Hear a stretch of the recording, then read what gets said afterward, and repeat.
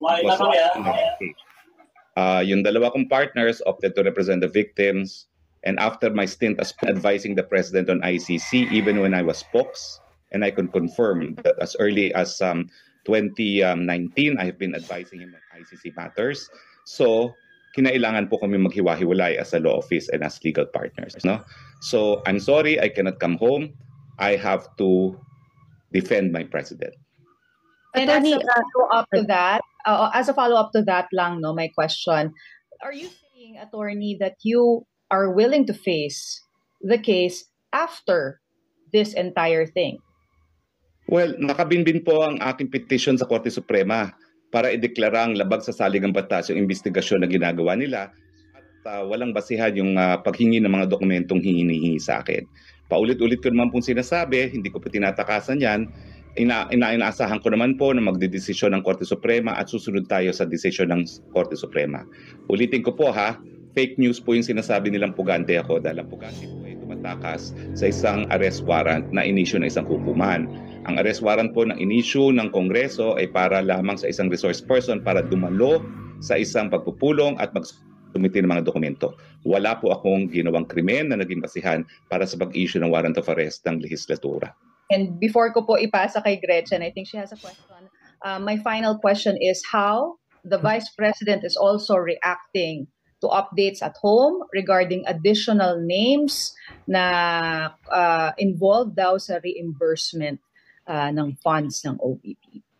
I've not had any with her on this matter, pero consistent naman ang sinasabi niya, no? 125 in intelligence funds cannot be discussed publicly. Paano po kung mag-file ng extradition request ang Pilipinas para kayo po ay mapauwi? Well, I'm formally announcing that after our meeting today, I'm filing formally for asylum here at the Netherlands. As soon as my application of asylum is received, I do have the rights to non-refoulement. Non-refoulement under international law means, number one, non-deportation until matapos yung investigasyon if I'm entitled to asylum status. And number two, non-prosecution for illegal entry. Pero legal naman papasok ko dahil meron akong visa. Pero naniniwala ako na yung warrant of arrest ng Kamara de Representante ng WAD Committee ay mapapatunay ng unjust prosecution. Kasi dito sa Europa, unheard of yung isang walang investigasyon sa it has always been there, no, since time pa ng Aquino government, no. So I'm confident. I am confident that I can prove political persecution through unjust prosecution ng WAD Committee. When was that filed, attorney, yung application for asylum, and how long do you expect that to be? The place of filing is medyo malayo, 3 hours, so I expect to spend the night there. And there's a whole procedure that I need to comply before they give me proof that I am an asylum seeker and a temporary resident in the Netherlands as soon as they receive my application for asylum. Okay. You came from Dubai. I'm sorry? Sa Dutch courts po ito? Hindi. It's just parang counterpart. Ang tawag? INS ang tawag. INS. Well, do you have the complete name? Oh, ano ba yung complete name na yung INS? Sige, we'll just Google. Pero ibig sabihin, attorney, you came from Dubai as reported in the Philippines. Well, I don't have to answer that, please. Alam ko is I don't have a warrant of arrest, I don't have a whole departure order, and I can only confirm I'm now in the Netherlands. Secretary? Just a follow-up, sir, on the question of Gretchen. Ito po kasi galing sa kay Congressman Barbers. Can you just kindly respond to this?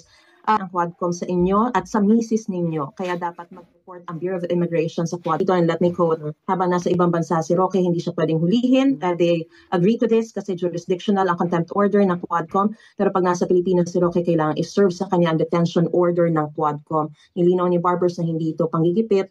Pero isa rin kayo sa mga abogado ni Duterte sa The Hague bago raw maaresto si Duterte na contempt na ng Quadcom kayo. Si accredited lawyer po ninyo o pagiging abogado ni Duterte. Kaya baka raw nag-i-imagine. May relasyon yung WAD Committee at but the reality is mula sa mulat-mula, alam nyo naman lahat naiilang Pilipino lang ang nasa. Ako po'y spokesperson pa.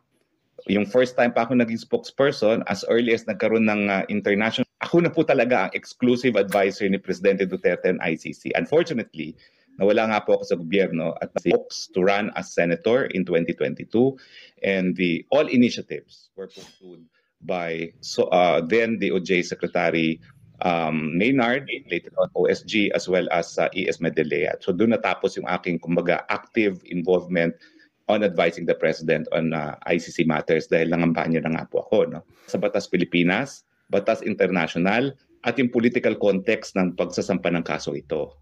So, 5 lang pong Pilipino yan, yung 2, Counsel for the Victims, di kakilala kung sino barbers can deny. Pinalano pagpapadala dito kay Presidente Duterte para mawala ang tinik sa kanilang mga buhay na magkaroon ng Marcos forever.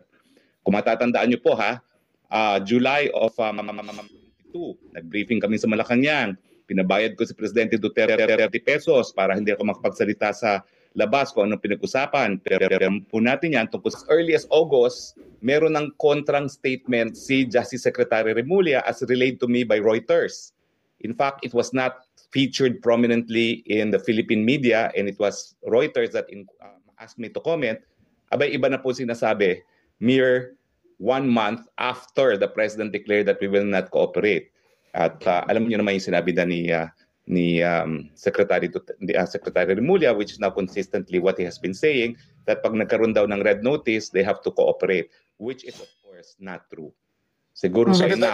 Attorney Roque, one more thing. Secretary Henry Uric sa DCRH. How is the morale of the president, of the former president at the detention center? Kumusta ang moral po niya? Ang sabi ni Vice President Duterte, na promote ko na, no? Ni Vice President Duterte ay mukha namang in high spirit siya. At ang sabi nga niya, pinauuwi siya ng pilit ng tatay niya. Dahil sabi niya, umuwi ka na at magtrabaho ka sa Pilipinas, no? So, tatay pa rin and very concerned about the Philippines pa rin. Pero Secretary, nakakakain ba siya? Nakakainom ba siya ng gamot? Wala ba siyang iniindang sakit? Nakakatayo ba siya mag-isa? Paano ang kanyang pamumuhay ngayon sa loob ng kulungan na mag-isa? Ulitin ko, Henry, hindi ko pa siya nakikita. Nakakita lang sa kanya, once si ES Medellea, once si VP Sara, and today at 9 o'clock, si Executive Secretary Medellea rin, former Secretary Medellea, no? So ako, I can only rely on what VP Sara has said, no? VP Sara said na okay naman daw si Presidente, medyo nung time na binisita niya, hapon na, isang meal pa lang ang sinerve sa kanya, hindi masyado nakain ni Presidente ang Dutch food. Pero pinaghandaan na raw siya ng kanin. Okay? Now, let me tell you about the detention facility. Kahapon kasi, I had lunch with the Dutch National. Itong detention facility po is not exclusively for the ICC. It is an international detention facility being run by the Dutch government. And in fairness, they refer to it as the Hilton Prison. Kasi wala siyang rehas. It's a compound. It's like a dorm, I guess. No, walang rehas. They're free to move about. And quality of food naman is hindi masama. Kaya lang daw, syempre, it's Dutch food. No? And they have accommodated President Duterte's preference for rice. So, ang tawag po dito sa Europe ng detention facility being run by the Dutch government, but it's an international detention facility na merong particular wing reserved for the ICC is Hilton Prison. Pero I also need to underscore this, no? Siya po ngayon ay nandun sa, kumbaga, parang clinic ng facility na yon, no? Dahil he is still being monitored. No? Ang problema nga kasi, nagkulang siya ng gamot talaga. And although alam ng mga doktor ang gamot doon, ang aking huling narinig is they are providing him with substitute medicine. Kaya nga po kagabi, nag-deliver kami ng totoong medicine niya with letter and prescription para makita nila na hindi na dapat substitute medicine ang bigay kung hindi yung talagang mga gamot na ni Presidente. Secretary, siya ay... Isa lang. Secretary, ano ang tsansa? Can you please raise your hand? Raise your hand. Henry, you have the floor. Go. Yes, Secretary.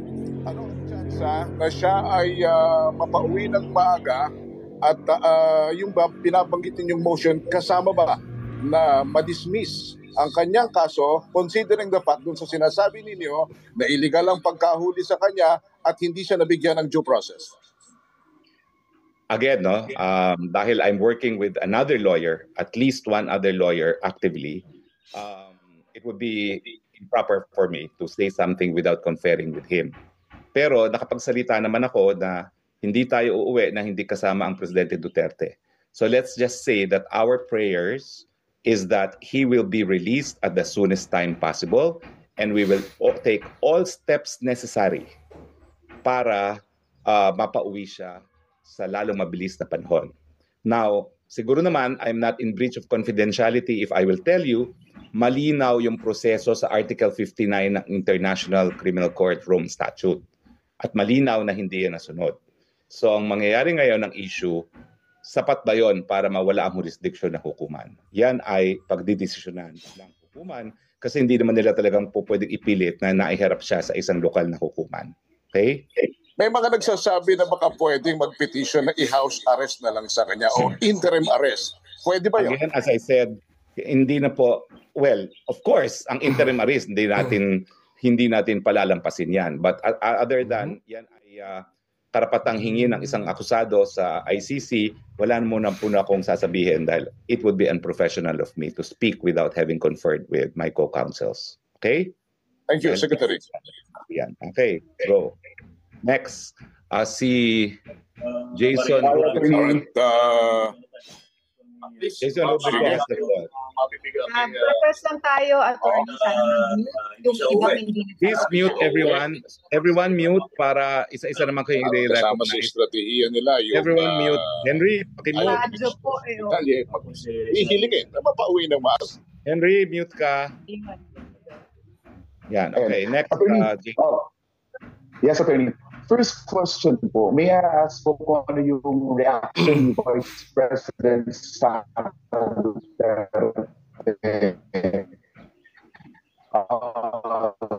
overwhelming support.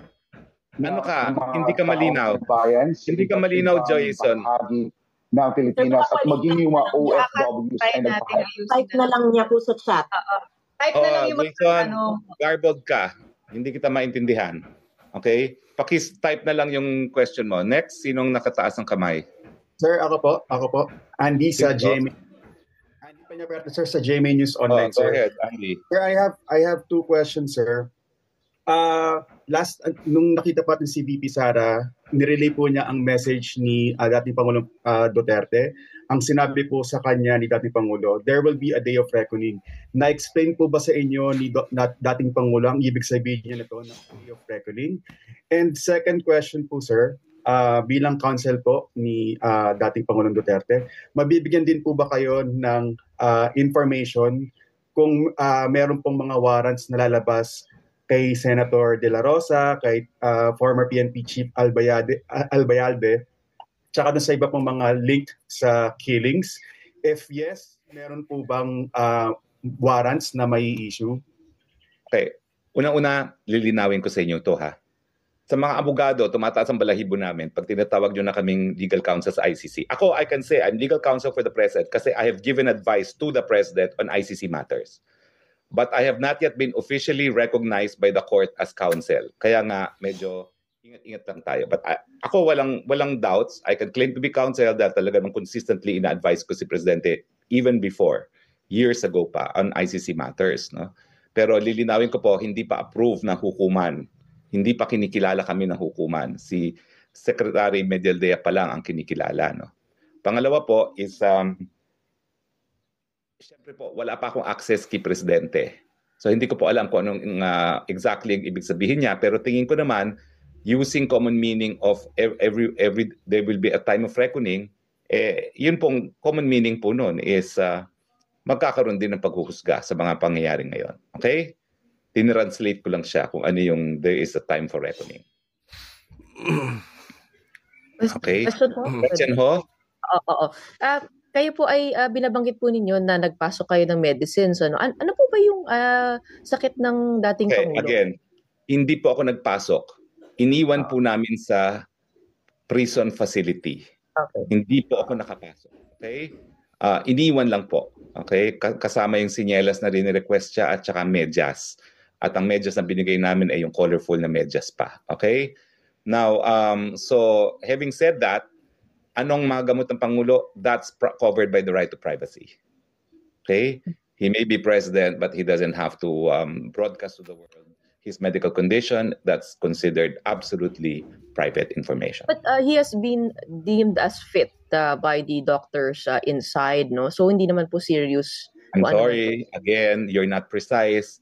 He was deemed fit to appear, but it was also deemed fit that he will only appear by video. Malinaw po yun. Malinaw po yun. Kaya nga hindi na siya pina-appear. Okay? But his deemed fit is only for purposes of appearance by video. Okay? So that says a lot, I think. That says a lot already. Okay? Next is Jason Rubrico. Subukan mo ulit, Jason. Attorney, hello po. Mas klaro na, Attorney?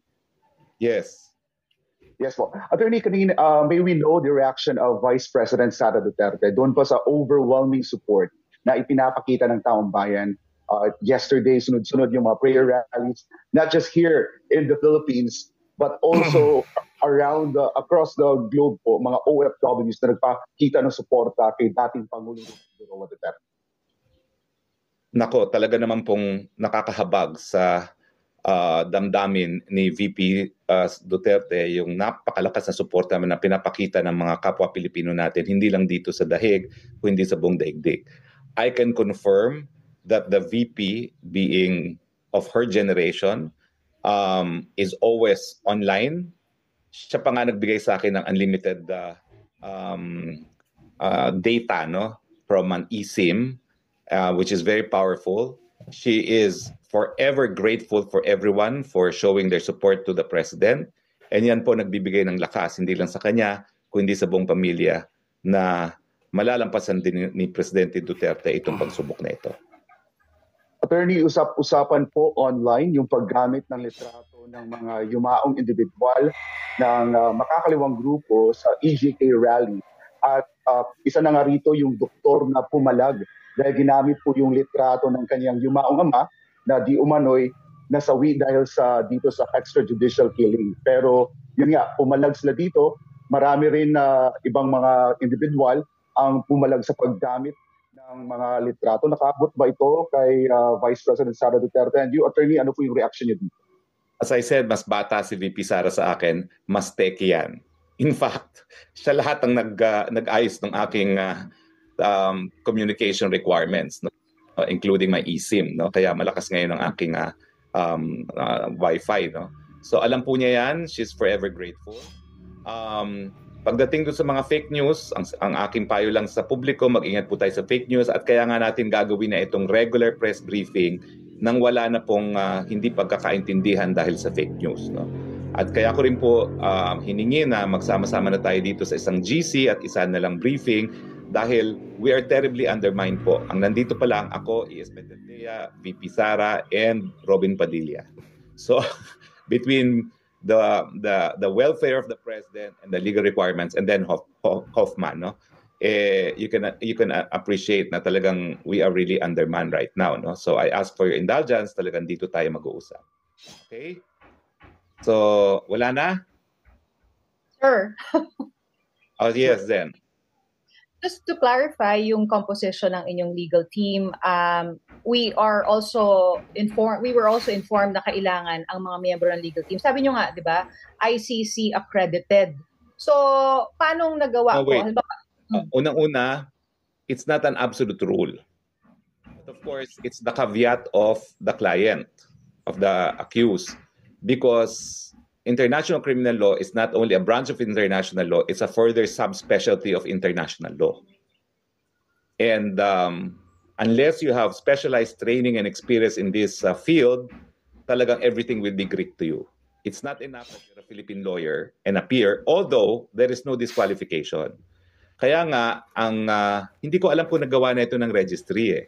Kasi si ES naman kasi kasama niya sa aeroplano. No? But the very first thing that the registrar will ask the accused to do is, here is the list of 200 lawyers accredited by the list counsel. And the criteria, a single criteria is proven competence in the field of international law. Okay? So you may hire lawyers outside of the list, subject to the caveat that it's a specialized field of international law. Okay. Kasi po yung nabanggit nyo, halimbawa, si VP Sara, hoping also to be accredited also by the ICC, tama ba? Or just to be recognized as a lawyer? It's not a requirement to represent that you're part of the list, but of course, if you're going to ask the court who should represent you, they prefer that you choose someone from the list kasi nga may proven competence in the field of international criminal law. Ulitin ko po kung mag-a-apply si VP Sara, it's only because she needs access to the president.